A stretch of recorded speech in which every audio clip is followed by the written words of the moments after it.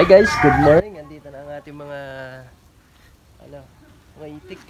Pupunta na doon. Ito, may manok. May ilap kasi yung mga itik. Hindi basta lumalapit. Kaya ng manok, andito lang. Lapit ha. Ganda ng yung manok na yun, laki oh. Yun. Yung tandang. Ang gandang lahi nun, ang laki ng manok. So, puro manok lang kumakain. Yung mga itik andun, ang layo. Ay, yung manok.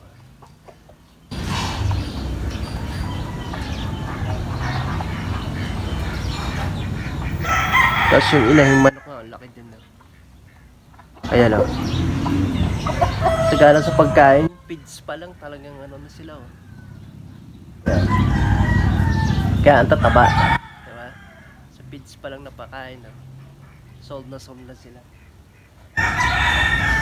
Mga itik andun sa dulo.